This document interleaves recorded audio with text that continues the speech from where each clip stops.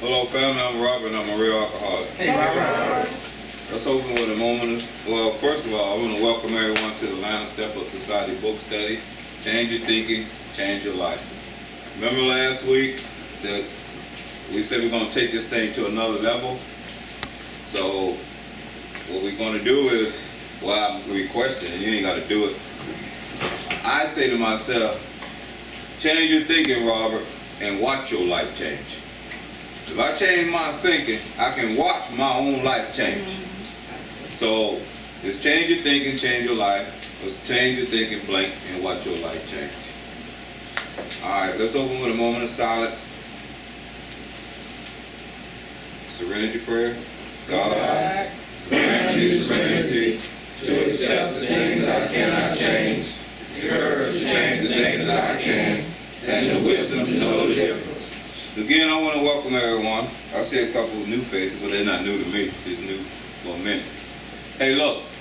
Last week we did a lot on the 8th step. When I first went into a book study, I have never been clean without being in a book study. 21 years clean. And I have never not been in a book study. I think I started my book study when I had like 3 months clean. Went to my first book study and been every week since. Every week since. Alright? And they were on the 9th step. And the guy was explaining about how he was doing amends. And I had been to a lot of meetings, and I had heard a lot of people talk about the steps, but nobody was breaking it down what they did and what kind of effects they got from it. So it floored me, but the ego in my mind, the part of my mind that always want to separate me from spirituality, was telling me, they're on step 9, you haven't even done step 1. You don't need to be in that group. You need to pull up out of that group and wait till it come back around and join it when you're at step 1. And I was almost about to do that.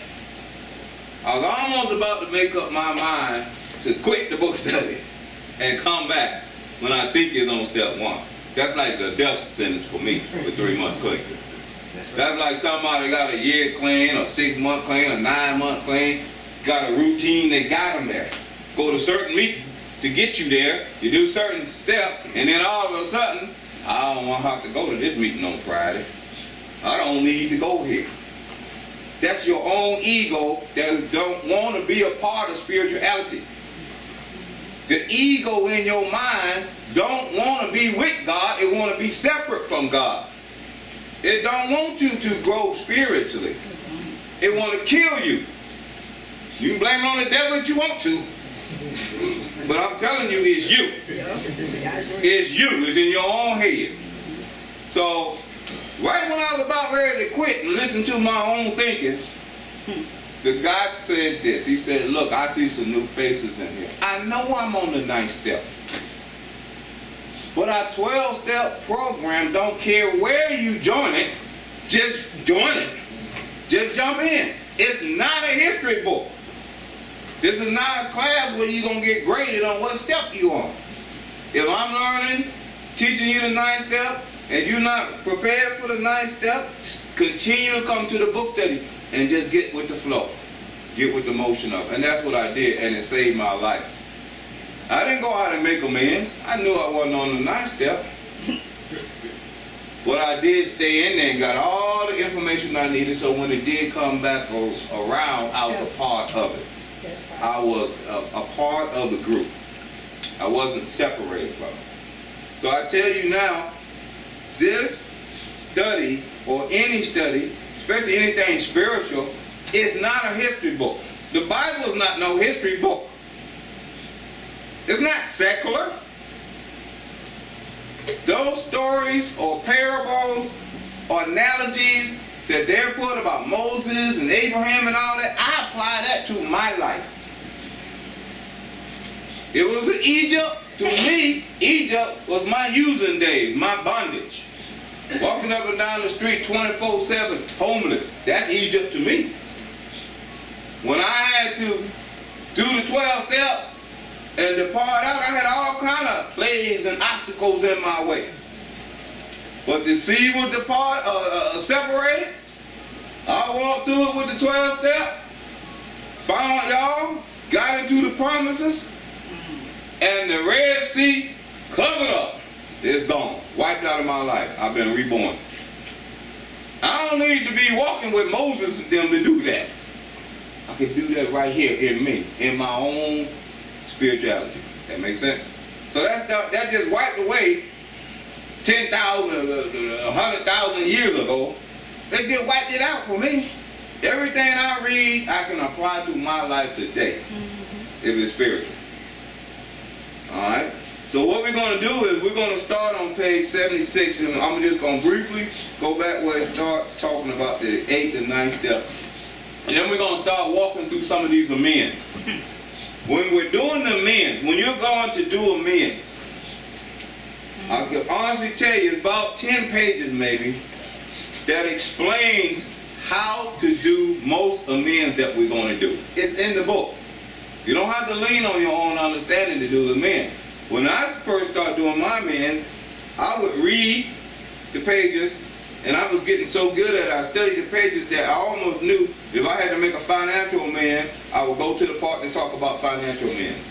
If I had to make a family amends, I go to the part to talk about family. If I had to make amends with ex-wife, I went to the part about the ex-wife. If I had to do amends where other people was involved in the crime, it told me how to do that. So it's all in the book.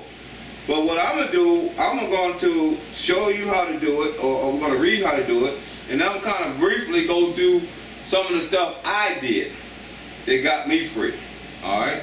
Okay. So what we're going to do, let's go to page 76, and we're going to go right back to the second paragraph where it says, now we need more action. And we're going to start right there again. Let's see. Now we need more action, without which we find that faith without works is dead. Let's look at steps 8 and 9. We have a list of all persons we have harmed and to whom we are willing to make amends. We made it when we took inventory. We subjected ourselves to a drastic self-appraisal. Now we go out to our fellows and repair the damage done in the past. We attempt to sweep away the debris which has accumulated out of our effort to live on self-will and run the show ourselves. If we haven't the will to do this, we ask until it comes. Remember, it was agreed at the beginning we would go to any lengths for victory over alcohol. All right, we have completed step 6 and 7. So it says, now we need more action, without which we find that faith without works is dead. We know that from the Bible. Faith without works is dead. And what we're talking about here is, you must have faith that the rest of this process, step 8, 9, 10, 11, 12, is going to keep you clean and sober. You have to have faith in the program. So what we're really pinpointing right here is, let's be loyal. Faith is a loyalty. If you believe in something, you have to stay loyal to that belief. You can't doubt, you can't waver, you can't quit, you can't abort it, you can't miscarriage it. You stay loyal to it until it manifests in your life. Or if you don't, that's not faith. You can't be lukewarm. Remember that? You can't be cold, you can't be lukewarm, you got to be hot. You got to stay right on. And that's just a loyalty. That's being committed to it. That's the faith. All right, then it says right here, without works is dead. Now let's look at step 8 and 9. We have a list of all persons we had harmed and to whom we are willing to make amends. That is the 8-step list. This is how you do the 8-step list. And we started this last week. What you want to do is list people in a column who you're going to do now, later, maybe, and never. So since we did this last week, I'm going to continue from this list. But if you want to, like I said, you can go to YouTube or get the DVD or the CD from last week, and you can see it and understand it better. So you have 4 columns. Column 1 is people you're going to do now. Column 2, people you're going to do later.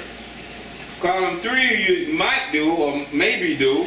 And column 4 is who you're going to never do. And you get this list, you actually get this from your fourth step. You get the name from your fourth step. And when I did it, and it said become willing to make amends. Alright? The only way you can really become willing to make amends is you put the easy people first. You put the easy ones first. The easiest people for me was my mother, my aunt, my father, my sister, my brother, my ex-wife, and my daughters. That was kind of easy. Then I did kind of that. I went to ones I'm going to do later. And when I started going into the laters, I had to start using my common sense. Some people that I was going to do later was not located in Atlanta. They had some distance between me and them. So I put like ex-wife, she was in Philadelphia, but I was going to do her. I owed her the amends. I had done so much harm that I owed her amends. I wasn't afraid to do them. I just couldn't do it now. I was broke. Her husband, my daughter that was there, a guy named Jim that lived across the street from my mother, and a friend of mine named Gabe. Those Jim and Gabe, I had to do them later because I had no finances when I was doing the amends. I was only making $4 an hour. They gave me a raise to $4.15.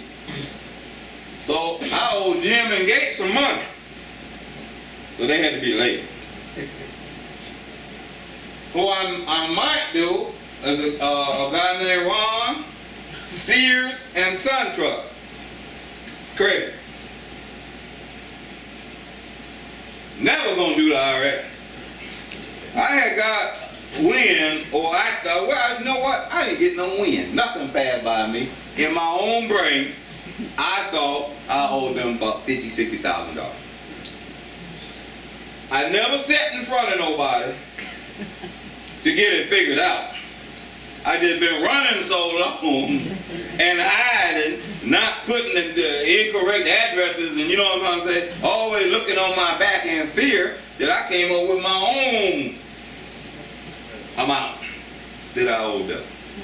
And it had to go to never, because it was way more than $4.15 an hour. That wasn't going to happen. But once I found out is I started doing my amends. When I got through with this first list, my second list, the later list became my now list. When I finished the second list, my maybe list became my now list. And then I was faced with the never, the IRS, and it was my now. It just progressed spiritually. And I went right in there and did the men with the IRS. I didn't owe them $50,000. I owed them $4,000. Y'all had told me, I'm going to get to it though, I'm just going to briefly since I'm there. Y'all had told me what to do. My sponsor told me what to do. I had by then heard other people that had went and faced the IRS. You know, I wasn't listening to Wesley Snipes and you know what I'm saying, Chris Tucker. I wasn't listening to none of them. I listened to y'all. Y'all told me, if you go down there, turn yourself in, all you got to do is make a payment plan. And when they ask you, how much can you pay? If they, you say $50 a month, $20 a month, $25 a month, but do not say more than you can do. And if you miss that payment, then they're going to come at you. I went right down there, turned myself in. Lo and behold, they said, how much can you pay? I said, $25 every month. And that's what I paid them. And every month I got a thank you. Thank you for your payment. Then I got married. We found jointly. She has a daughter already prior to the marriage. She was getting $4,000, $5,000 back because she had a kid. But when she filed jointly with me, this never was done. They took her money and paid my bill. She was pissed. Oh, she was pissed. So by the grace of God, I was making money then. I was able to hand it back to her out of my pocket. Well, she was hot. But my men were done. That was cute. It wasn't cute at the time. Then all these plans, what's she gonna do when the taxes come back? Nothing. Zero. That wasn't cute at all. But I got past all my amends. You know, and then men's, I'm gonna tell you something about to make them amends. They're living amends. It's not a one-time thing. That's right. It's something we do on a continual basis. That's right. Alright? So, let's now look at the amends. Let's start the amend process and I'll go back through some of this stuff. Alright. If you look right here, it says, let's look at steps 8 and 9. We have a list of all persons we have harmed and to whom we are willing to make amends. That's the 8-step list. We made it when we took inventory. That's the 4th step. We subjected ourselves to a drastic self-proposal. That's the 5th step. Now we go out to our fellows and repair the damage done in the past. That's starting to go out into the world, the physical and social world, to repair the damage that we have done, that we learn about our defects from the 4th and 5th step. Now we go out and we repair the damage. Remember I said about the little bird in the nest? How the mother bird and the father bird come back and feed it, and feed it is in that little nest. Then as it starts to get stronger and 2 or 3 weeks pass, maybe a month, 6 weeks, and they flapping the wings and they're on the edge of the nest and they're about ready to fly out, but they're afraid to go, and the bird just push them out and they take off. Well, when you're at the 9th step, all the work you did with your sponsor and all that, you're sitting in that nest and they're going to put you out back into the world that you came from to redo the damage that you had done. But this time you're going back with God. You're not operating on self-will. Alright? Then it says that we attempt to sweep away the debris which had accumulated out of our effort to live on self-will and run the shows ourselves. Now you have to kind of look at this thing. When we're going to make amends, in my mind, I pictured myself with a broom, and let's say sweeping a sidewalk, and there was trash on the sidewalk, and I was sweeping, but the trash was mine, and I was sweeping it to have a clean sidewalk. That's how I imagined the whole process, sweeping away the trash that accumulated out of the stuff that I did. Alright? And I had that picture in my mind. And it was real important that I kept it, because I had to do this with every amends. I'm only doing my, cleaning up my side of the street. Now I'm not worrying about nobody else's trash. I'm just getting my trash that I put out there. Alright? And it says that if we haven't the will to do this, we ask or pray until it comes. I still do that today. If I'm faced with any situation now, every night, I pray right now for willingness just to be in infinity. I pray for willingness just to be still.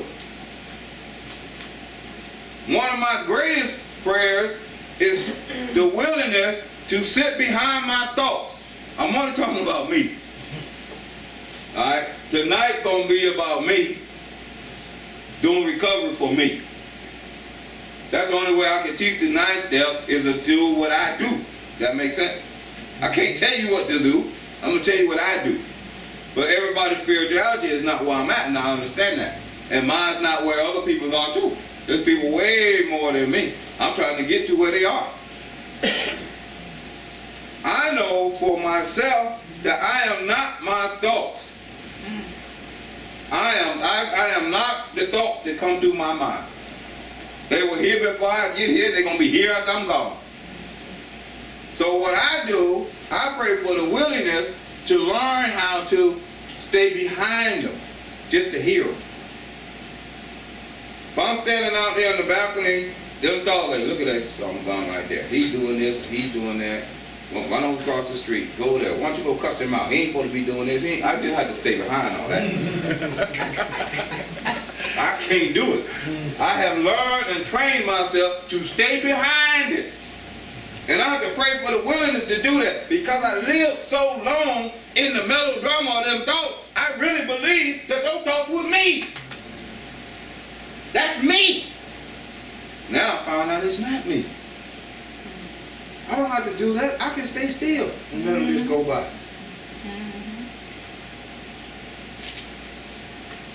Well, my wife at the night, she's supposed to be at work. Why she ain't got here? What is she doing? Is she at the bank account? Where's she going? She run up to Macy's? All this kind of stuff going through my head. I can stand behind them now. Just allow them to go and come. Go and come.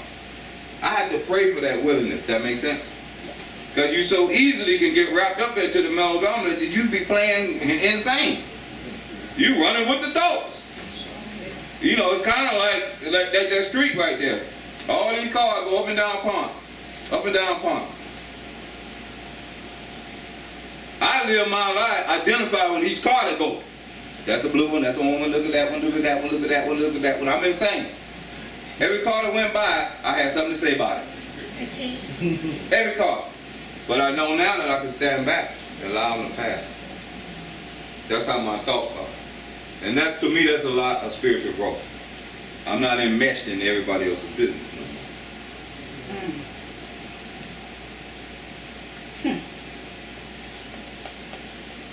If we haven't the will to do this, we ask until it comes. Another thing I have to do for my own willingness is to learn to listen to God and stop always trying to talk God talk. I've always been one to talk it, but I never listen. So I have to sit still, ask God what you want me to do about this situation, and shut up.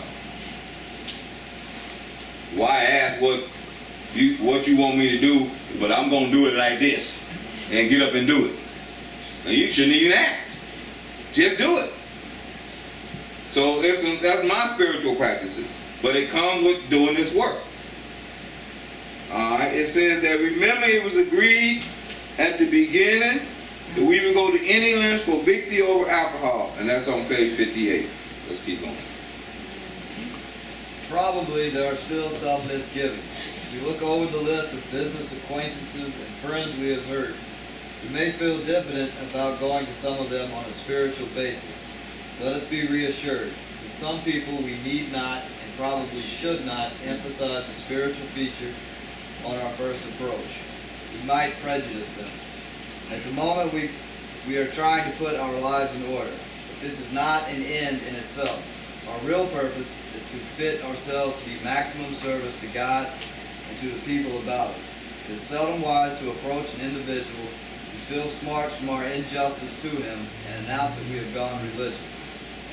In the prize ring, this would be called leading with the chin.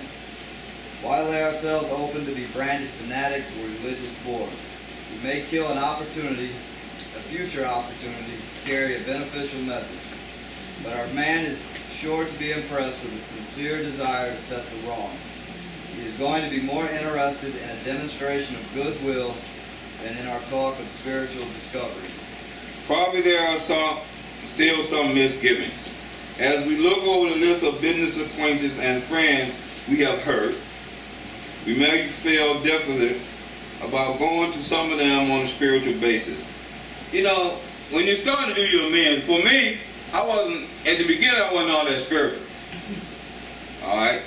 But I knew from reading the amends before I got out there, I'm just going to mentally jump ahead in the book, that I'm going to see God perform. As I go to do each amend, my goal was to watch God work in each amend. So if I'm going to watch God perform, I knew I wasn't that spiritual. I wasn't the God. I'm going to see a miracle. So I knew not to do that. And I also know that a lot of people, including myself, you in jail, you start becoming spiritual. Start writing spiritual notes on it. Oh, yeah. Then letters. As soon as you get out, that's drop the spiritual. You drop it right in the courthouse. And I have been in a spiritual program already. I have been in a Christian rehab program where all we did was study the Bible 24/7. studied the Bible. We woke up in the morning, studied the Bible, went to church, Bible, church, Bible. I stayed a year. And that was the big thing about them was you better keep the Bible. That's your tool. That's your sword. Keep it, keep it, keep it. I was at home about 2 weeks. First I had it riding on the car. I ain't had no license, no insurance, no nothing, but I had the Bible on the front seat. About a week later, I threw it in the back seat. We got to that, I was drunk. So I already knew about doing the spiritual talk. That wasn't going to work. I had tried that before. Alright. So it said, let us be reassured, to some people we need not, and probably should not emphasize the spiritual feature on our first approach. So I had to go, by now, I done did a lot of the men for my mother and father and all them. So I had Gate on my list. And I owed Gate some money. Right before I went in treatment, I was walking down the street, and he came by in his car, and he gave me a lift up to the corner.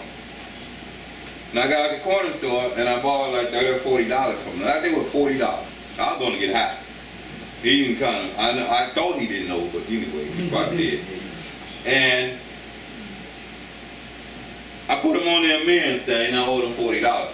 So I got the $40, and I called him up, and he lived not far from my mother. I was up at my mother's house. I went over there to do the amends. And when I went over to do the amends, he knew I was in treatment, he knew I was in recovery, and I told him that I was in recovery, and I had to do amends to keep myself clean and sober. That was a big part of my program, and I owed him $40, and I handed him the $40. I do no spiritual talk whatsoever, no 12-step talk, nothing about no meeting. He was smoking a joint, you know, so ain't no point, you know, it made no sense. I gave him the $40. He said, man, thank you. I forgot all about it. That's what he told me.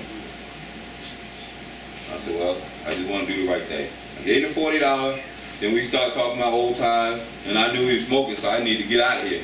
But y'all told me that. So I was walking down the hill and said, yo, hold up. Man, I really don't need this money. I know you're in treatment. Let me give it back to you. To me, that was God. I got my money, and I went on. So I was able to take that, I had a pen on the floor. On your table. Okay, I was able to knock him off the list. But when I did that, when we was talking, he told me that he had a cousin who was bad off on drugs, and did I know how to get him into the program. And I told him everything I knew about St. Jude's and going to Fulton County and all that, and he got his cousin in the program. And that's more spiritual than me getting my $40 back. Alright? So, that was the first approach. It said we might prejudice them. That means to prematurely, to judge prematurely. This wrong judgment. At the moment, we're trying to put our lives in order. When we're doing the amends, I'm trying to put my life in order. My life was a mess. I hurt a lot of people. I'm trying to get right with myself and the other people. You know, nobody want to walk around with people still, you know, what I have learned, this is just me. And I told you I had to do this about me. I learned that people do forgive, but they don't forget. Don't get them too and put them into your little spiritual practice and think they're the same, because they're not. I learned that. My mother, I used to take her car, and you're Southern and you're in Atlanta. I don't know about nowhere else, but I know right around here in Cascade, on Friday is a fried fish day. Everybody wants fried fish. Used to be like that. So I could get paid and tell my mother I'm going up to the market to get some fish in her car and gonna come back and fry it. She give me the key. It might take me 2 or 3 hours. You get back, she wondering about it with a fish and everything, but I finally make it back high as a coon. That's okay. Well, one time I took the key and I came back 3 days later from the fish fry. That was a no more. That was it. No more. So I had to make amends to her. And I went and I did amends to my mother, and I gave her the money back, and I told her sorry for taking her car. She said, I'll forgive you. I'm so happy you're in treatment. I'll never forget this. 10 years later, I've been claiming 10 years later, I need to borrow my mother's car. I got the car. I was driving. About 2 hours passed, and she was calling me. Where you at? What's going on with my car? She had forgiven me, but 10 years later, she ain't forgot. She had not forgotten. Alright? At the moment, we're trying to put our lives together. And this is the most beautiful part about this. But this is not an end in itself. Even though I'm trying to put my life together, there's a bigger picture than me. It's not about me. It was never about me. I'm just a spiritual being having a human experience. It was all about God. God played every part of my life. Every part of my life, God was there. If I was scared roll bomb, He was still there. Playing every part. Our real purpose is to fit ourselves to be of maximum service to God and the people about us. When I read this, that was a spiritual awakening for me. I'm not just doing this for myself. I want to help other people in recovery. I want to be able to sponsor people. I like to have a meeting. You know, I want to go out and help people. I want to open up a treatment center. I want to be a counselor. That's the end. Only that $4.15 an hour, so it wasn't there. But it had me to gather a vision about my life. That makes sense? It had me to open up my mind bigger than $4.15 an hour. I adapted a vision out of that, and I lived from that end. I learned how to fake it till you make it at that end. I always stayed in that end. If you knew me, some people here knew me from the beginning. They'll tell you. When I found this out, I picked it up and never let it go, didn't I? I always thought like this. I tell people, in Goodwill, hanging clothes in the back, I look at them and say, I'm going to open up my own store. They say, you a crazy fool. I said, no, I'm going to do this. They didn't believe me, but I believe me. Because I wanted to help other people. And it comes true. I kept that vision in my mind. So here we have our real purpose to fit ourselves to be a maximum service to God and the people about us. So now I'm on a different mission. I have to do these amends to help others and be a service to God. I have to do it. I want to do it. It's in me now. I got to go. Alright?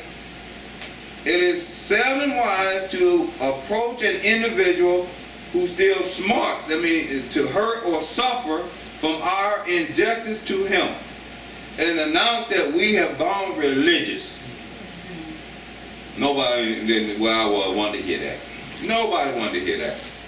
I couldn't go to my cousins, I couldn't go to nobody and say that I done gone religious. Because in my family, we done had some preachers in our family. And that's the last thing you want to tell somebody in my family you want to be. So we done had living examples of that. You know what I'm trying to say? We done tasted that flavor, and a lot of that wasn't good. And I don't want to tell family history. But a lot of that wasn't exciting. You know what I'm saying? So that's the last thing I wanted to do. And I didn't want to do that anyway. It wasn't in me. I just wanted to help people. In the prize ring, this will be called leading with the chin. You're going to get knocked out. Why lay ourselves open to be branded fanatics or religious bores? We may kill a future opportunity to carry a beneficial message. Let me tell you something about carrying a beneficial message. Not so much that I was like a religious bore, but when I first started doing this 12-step stuff, I was self-righteous. You know, when you start reading, I see it all the time. I see people up here do it when they go to other meetings. When you start reading the 12-step book and you start working on yourself and working on your steps, and you go to a regular NA meeting or a regular AA meeting or something like that, and people sharing out the side of their neck, you're like, oh Lord. They don't know what they're talking about because you done did some studying. And the 12-step program is a knowledge program. It's not a program that you can really get too far if you don't know this. You're going to have to learn this. This is a knowledge program. You can't, I don't know what you can do. I ain't never had it without the knowledge. But I don't think it's too cool to have it without the knowledge. Okay? So, what I used to do, I used to like stand back, I told y'all that, people be sharing, and I carried the bazooka with me. The big old gun. I sit back in the meeting and they be sharing and they be wrong. If a man come out their mouth, they wrong. If they would just do the resentments. You know what I'm talking about? Standing in front of us, standing with me, a friend of mine was talking to me today about all the anger this, the anger that, the anger that. If you did the 4th step, you don't know what your anger is. If you just did the 4th step, you wouldn't be talking about all this anger.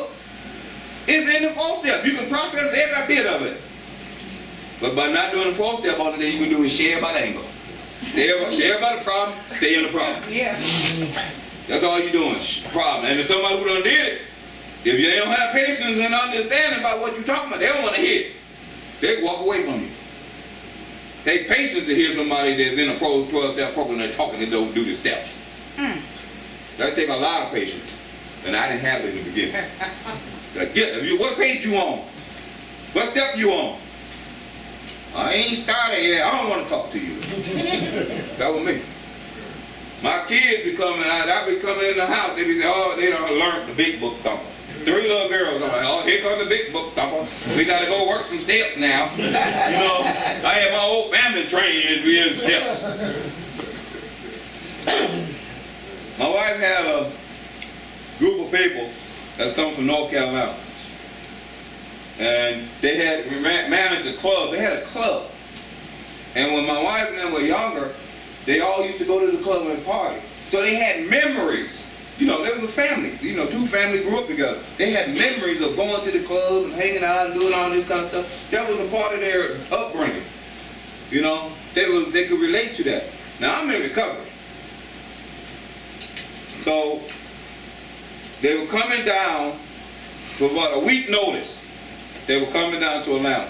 And my wife, her sister, and the mother, and the brother, they start talking. Oh man, I remember this and I remember that. But I wasn't there. I wasn't married to her. I wasn't around. I was geeking somewhere. You know. So I'm listening to all this stuff, and as the days were getting closer to the point, I was getting more pissed off and pissed off and pissed off. I ain't did no steps either.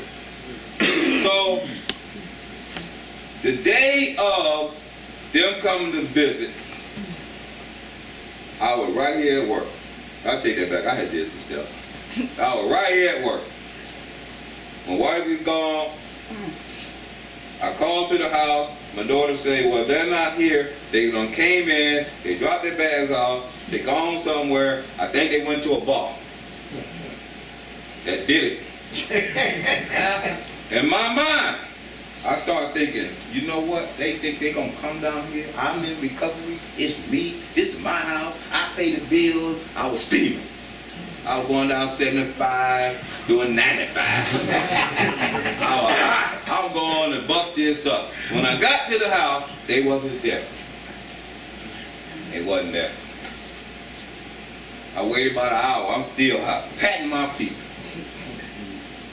I heard the car slam up. They get out giggling and laughing and having a good time. Soon they walked to the house, I went off. What the hell y'all do? This is my house. Ain't gonna be no drinking around here. Ain't gonna be none of that stuff. This is my stuff.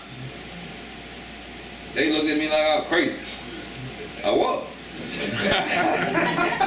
I'm gonna tell y'all something. It made me want to cry. That's how sad it is. We may kill a future opportunity to carry a beneficial message. The reason these people were coming to Atlanta is because they had a brother in Fulton County Drug and Alcohol Treatment Center. They were coming to my house to talk to me about what I could do to sponsor him and get him into my program. And I was swinging around the house like a party, like a fool. That killed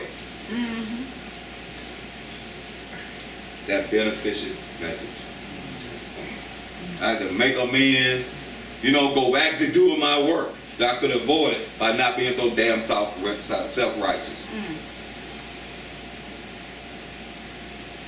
I told y'all this about me. That self-righteous stuff don't work all the time. Me and King should talk about it all the time. We have a donation center. People pull up to the back in recovery.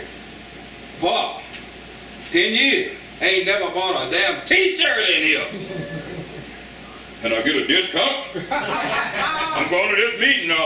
I'm truly blessed. Get out of here. Me and Kid, we can laugh. You can't go somewhere. You'll get no discount in. We were hard on people in recovery and we want people that way. Because of that self-righteous attitude. You ain't never pulled up in the back and say, here's a t-shirt.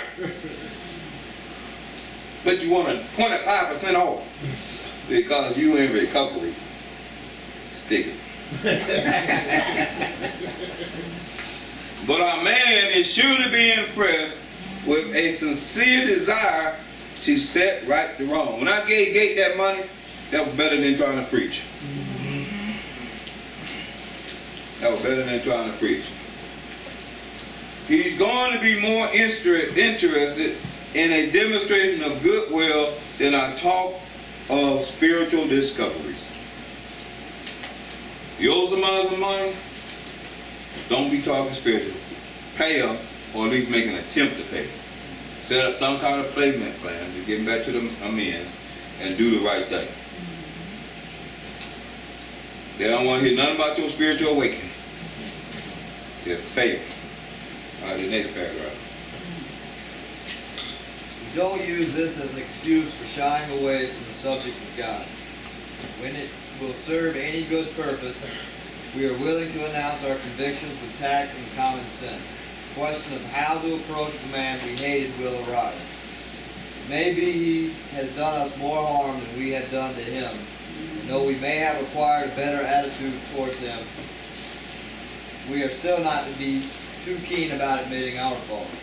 Nevertheless, with a person we dislike, we take the bit in our teeth. It is harder to go to an enemy than to a friend. We find it much more beneficial to us.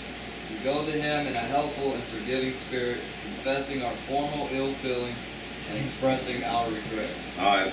We don't use, it says,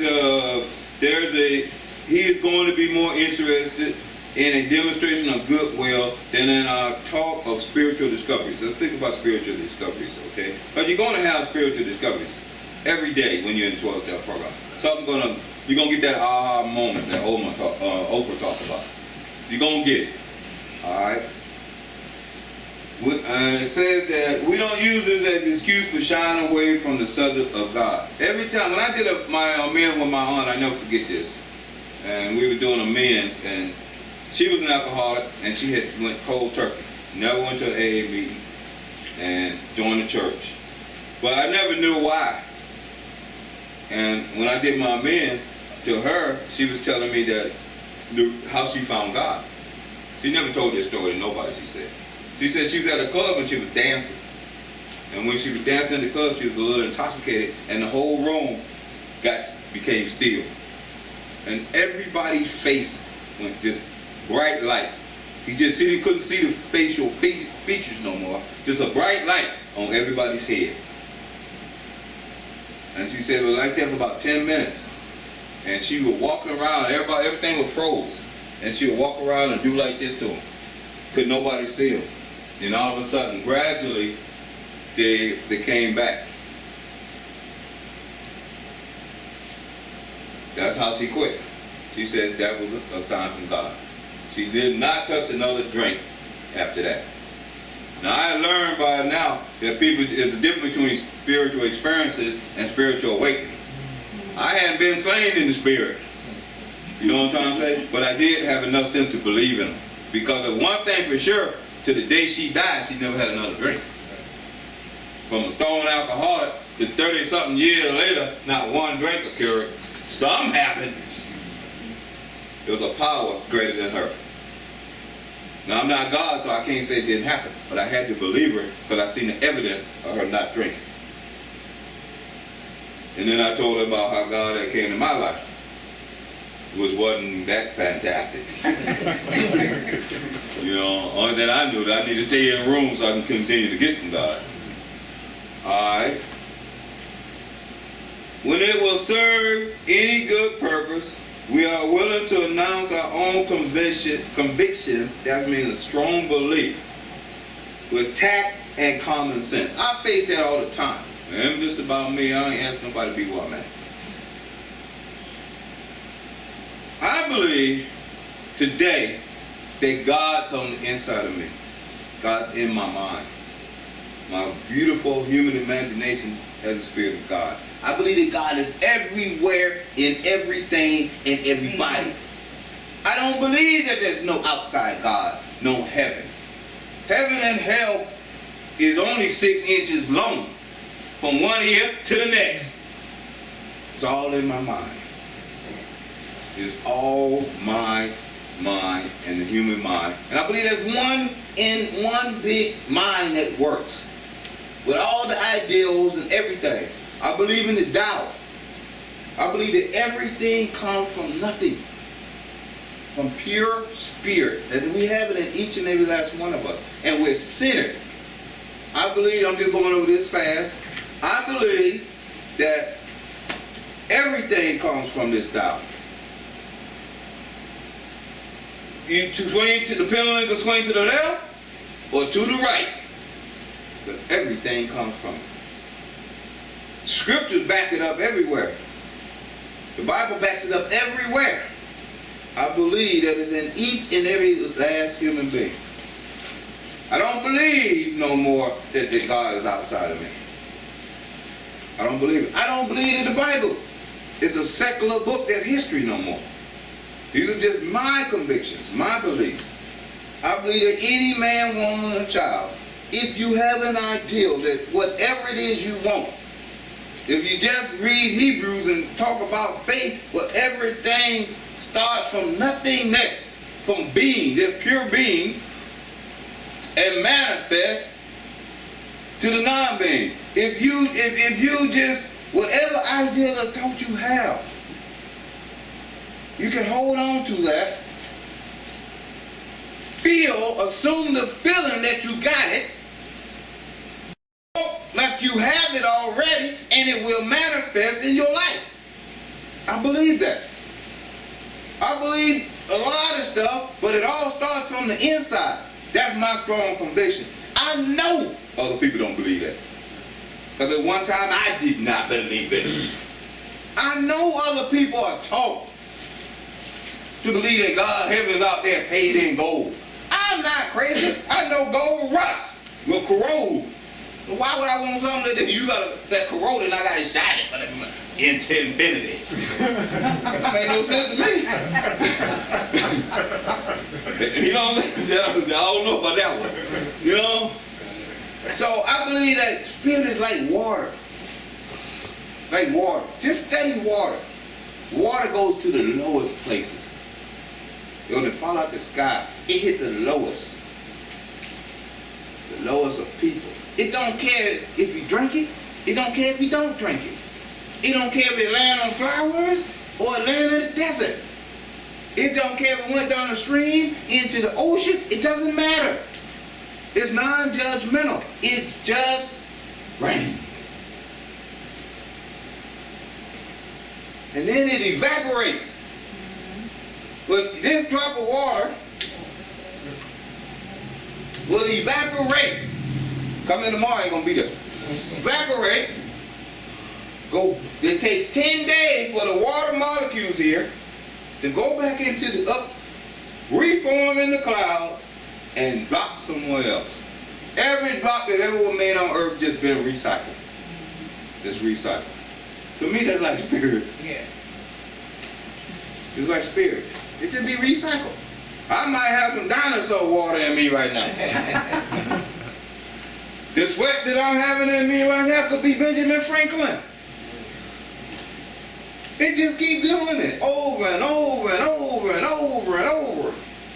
The same process. It's not gone. It's just recycled. Like spirit. The sun don't care where it shines. It don't care. That's what I believe spirituality is. And I like to be a person that could just carry the message and let it go to the deepest areas of humankind. Doesn't matter. It doesn't matter whether it's in China or Africa. It don't matter. Whether Orphan here or Prince Charles, who we talking about today here, and his mama. It don't matter. It don't matter. It don't matter. Carry the message. To me, that's spirituality. Now, I know other people don't believe that. That's where tact and common sense come in to play. I know I can't go down in no Baptist church down there and say God's on the inside of y'all, it ain't outside. Heaven and hell is your own imagination. I know I can't do that. I get lynched in this. Hang on, they got that picture on that wall and that's Jesus.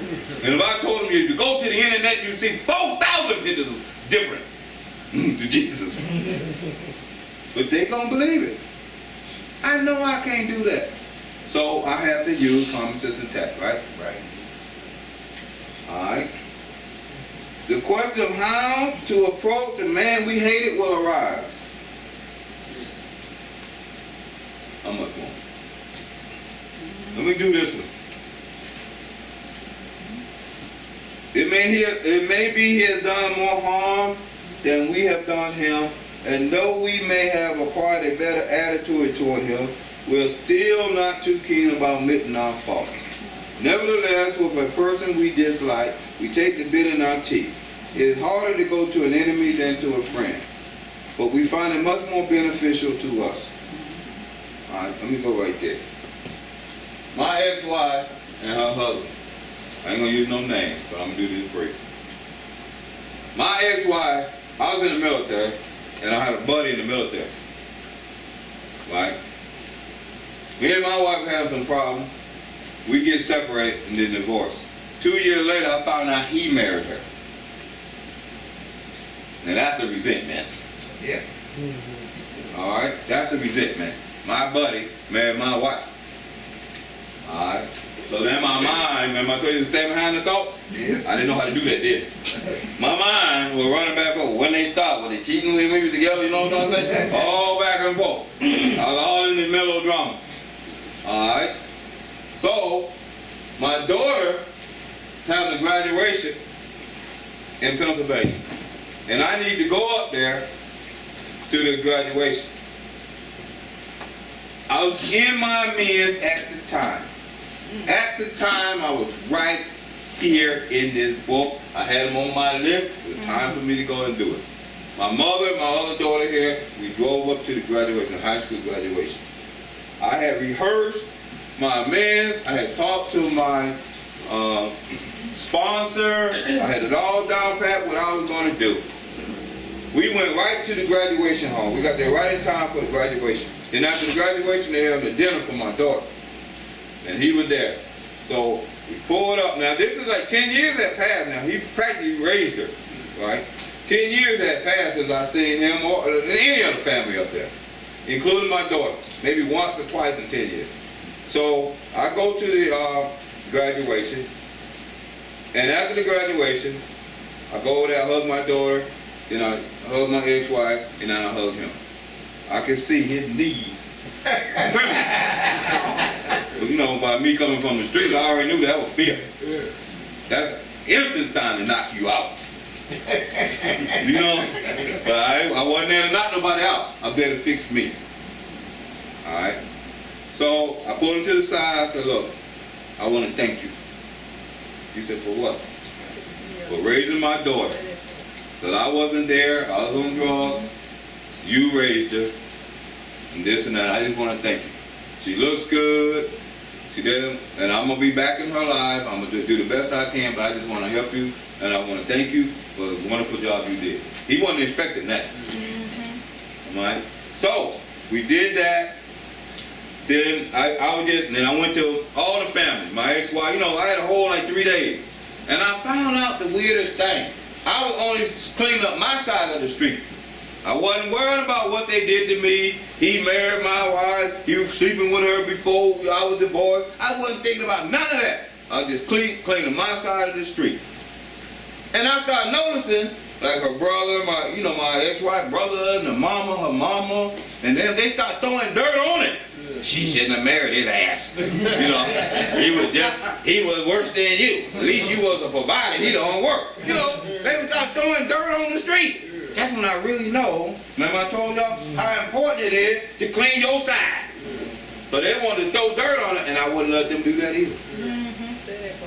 I just cleaned my side of the street. I got back in that car. Me and my mom and my daughter headed back for a nap. She looked at me, she said, "Ain't you glad you ain't with that crap?" I said, "Praise God." It was worse than I was. And I just wanted to pick up the telephone and call my ex-wife and say, "He was the biggest fool. He was my friend. If you would have called me first, I could have told you he wasn't no good. He was hanging with me." I had to clean up my side of the street.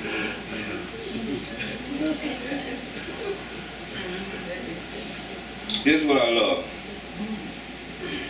Down at the bottom, we go to him in a helpful and forgiving spirit, confessing our former ill feelings and expressing our regret. Do the next one. We got about 5. Do the next one. Okay. Under no condition do we criticize such a person or argue. Simply we tell him that we will never get over drinking until we have done our utmost to straighten out the past. We are there to sweep off our side of the street, realizing that nothing worthwhile can be accomplished until we do so. Never trying to tell him what he should do. His faults are not discussed. We stick to our own. If our manner is calm, frank, and open, we will be gratified with the result. All right, check this out. Under no condition do we criticize such a person or argue. I wasn't there for that. Now this is a deep resentment. A lot of people don't have them this deep. But I wasn't there to criticize or argue with that man. I was just doing my thing, making my amends, doing my 12-step work. Simply we tell him that we will never get over drinking until we have done our utmost to straighten out the past. That's all the reason I'm here, to straighten out the past so I can stay clean and sober.